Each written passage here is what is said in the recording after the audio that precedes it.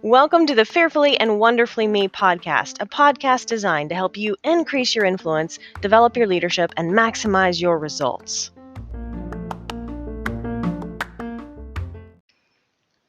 Hello, everyone. Welcome to today's episode of Fearfully and Wonderfully Me. Today's episode is all about self-development, and our affirmation for this episode is I develop my leadership daily. And since leadership is influence, really, I could have said I develop my influence daily. Think about that. We cannot develop influence all at once with anyone. Our influence must be developed every single day, but it cannot be developed in just one day. So, a couple of episodes ago, we talked about our habits and our head habits. And I touched on one of the great head habits that really has worked for me is learning something new every day, being intentional about learning something that relates to leadership, influence, or personal growth. Because that's powerful. If we're learning the principles of influence, it's easier to use them and work with them and apply them. That makes perfect sense, right? But beyond that, how can you actually develop influence or leadership every single day? Our influence is determined by our character. So, really, the question is how do I develop my character every day? I love to use the analogy that a character is like a tree. Think of your character as a tree. And when you are young and growing, your tree or your character is just kind of just a seedling, right? It hasn't grown into a big, strong oak tree yet. And it's easy to push that seedling over. It's easy for someone else to come along and trim the branches or knock the tree down. It's easy to uproot a seedling. Even just a little storm can do a lot of damage. But as that tree continues to grow, as your character continues to grow and you develop yourself, that tree grows and gets stronger over time. And then it's much easier to withstand the storms of life that come your way. It's much more difficult for someone to knock you down or to try to trim the branches or tear them off or whatever, because your tree gets bigger and stronger and more firmly rooted, and your tree has to be nurtured to grow taller and stronger. Your character has to be nurtured to be developed. That's why I come back to make sure you're learning something new every day. Make sure you're growing. Make sure you have a growth plan for yourself, because you're growing your character, you're growing your tree. It grows stronger. It puts down strong roots. Those roots bring nutrients to the branches and you start to produce fruit. And you get stronger, you can withstand the storms. But if you stop growing, that tree starts to weaken and die. We had an apple tree in our yard that really has not produced a whole lot of fruit over the last few years. And it was interesting because this particular apple tree just had an abundance of apples this summer.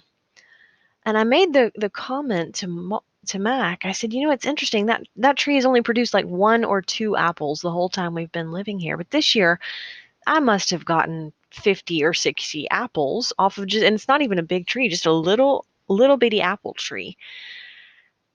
And just a week or so later, the tree fell over and broke.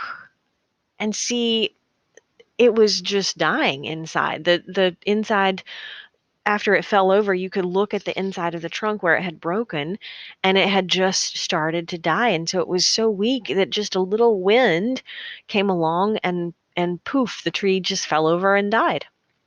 Or probably had been dying already and then fell over. But my point here is that when we stop growing, we start dying. It's just nature. When something stops growing, it starts to wither and weaken. And I like that analogy when I think about character, because your values are the roots that are going to ground your character and help you stand firm. And any fruit, quote unquote, that you produce for others is going to be nurtured by those roots. And as you grow, you get stronger. You can produce more fruit. So we begin developing our character by putting down good roots based on our values. And we talked about a little bit about choosing your values already. And it's important to note the values that you choose are going to determine what fruit you produce and then the quality of that fruit. If you value, for example, and there again, your values are your values. I can't tell you that they're the right values or the wrong values. They're your values. You get to decide that. But your values are going to determine the fruit that you're putting out. If you value fame, for example, if you value being famous or having notoriety or having tons of Instagram followers, you're going to have a day where you realize that value doesn't help produce a strong tree or produce any fruit for someone else. If you value just having a lot of money, that's not really a value that's going to help you produce fruit and make a big difference in the life of someone else.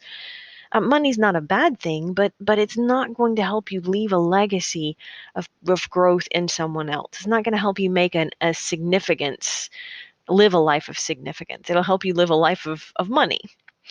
You'll if you value having a lot of things, that's not a bad thing. If you value being significant in the life of someone else, money is not going to do it.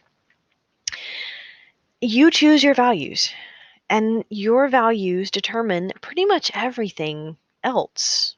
It determines the influence that you will have with others. It determines the course of your life. It determines the direction that you're going to go. It determines the choices that you're going to make. When I talked about health habits a couple of episodes ago, you have to value having a healthy, strong body with energy before you're going to be intentional about healthy habits. You've got to value that. And if you don't value it, you're not going to live it.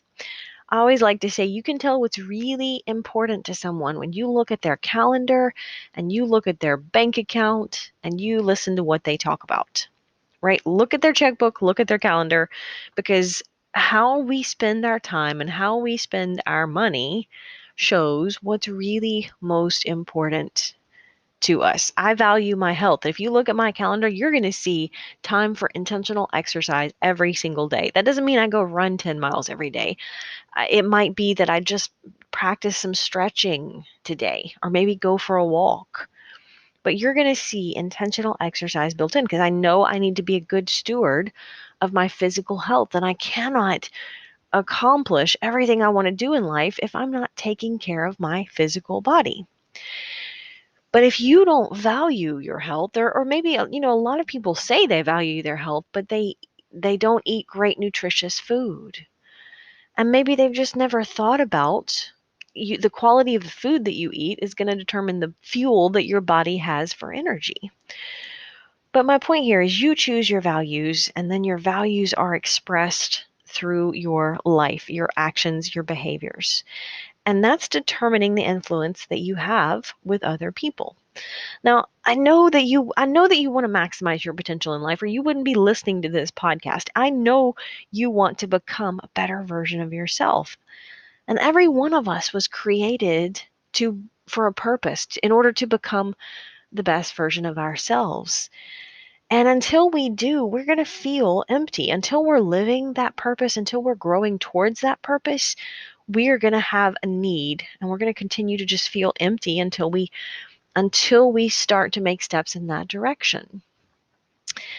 And you may try to fill the void with other things, but your greatest joy in life is going to be fulfilling that purpose. And so it's important to choose the right values and have integrity to live up to them and grow towards the best version of yourself. That's why our choices and our habits and the influence of those around us become so critical, because maybe every moment isn't a defining moment, but every moment is defining who you are becoming, right? That's either helping you grow stronger and grow into the tree that you are destined to be, or not, right? Everything that you're reading is either helping you move that direction or not. Everything that you're watching on TV, everything that you're listening to, everything that you're munching on as you listen to or watch TV, What you think about is going to be highly influenced by what you put in your brain,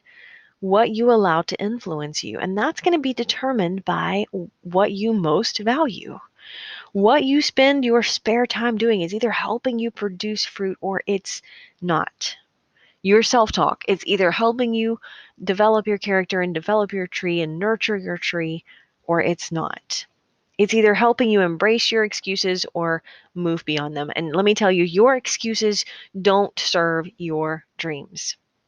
Well, the great thing is we don't have to get it right every day. When it comes to increasing our leadership, developing our leadership daily, you don't have to get it right 100% of the times. It's just about asking yourself, how can I get better today? And then doing it. And I can't make you do it. I can't make anyone else do it. I can't do it for you. All I can do is just light the way and just show you the path and hope that it helps you find your path.